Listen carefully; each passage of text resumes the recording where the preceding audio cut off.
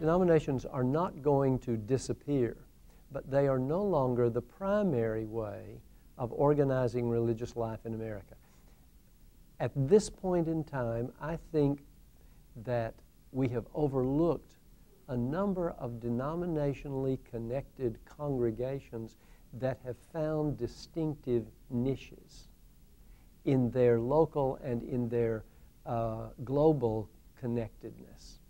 And I'm very interested in studying those kind of congregations that are so-called, particularly those that are so-called mainline. But these days, just about every denomination is mainline demographically. So the congregations that are finding ways to utilize denominational structures globally, nationally, regionally, while finding their own liturgical and ministry-based niche in particular communities. There's a lot of health there still. I'll give you 2 or 3 quick examples. In Winston-Salem, North Carolina, where I live, I'm very fascinated by many of the downtown churches that have found such a niche. St. Paul's Episcopal and Centenary United Methodist have found fascinating niches, it seems to me, through music ministry, the arts, and particular kind of liturgical identities. First Presbyterian in Winston-Salem has used more of a Willow Creek model with multiple services on the traditional and contemporary line, and they have really refined that to something of a fine art, and they've found an identity.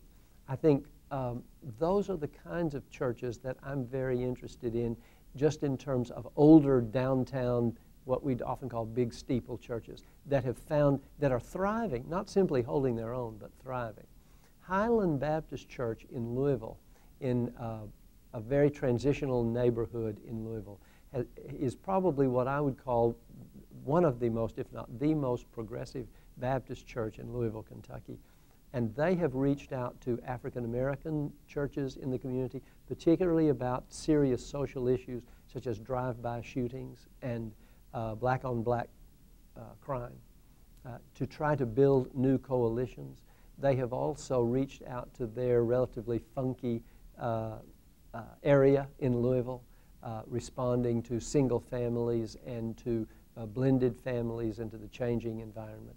And they have also developed a wonderful liturgical center that offers both transcendence and immanence, which I think is the key to that kind of thriving liturgical life in a church. I would say that the congregations I have mentioned, Presbyterian, United Methodist, Episcopalian, and Baptist, have all anchored, that would be my word, their identity and their niche in their peculiar denominational heritage. And that goes back to my other point that I think is extremely important, and that is providing what I would call a hospitable traditionalism, providing a denominational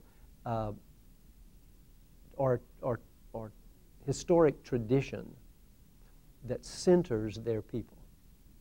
That is, people may not choose to join those churches because of their denominational identity initially, but those churches have been intentional about saying who they are inside a particular identity that I think strengthens them immensely in a way that some of the non-denominational churches may have difficulty paralleling because they may not be as intentional about who they are and where they fit in historic Christian identity. And I think that's one of the most serious issues related to the non-denominational movements or even the anti-denominational movements as well.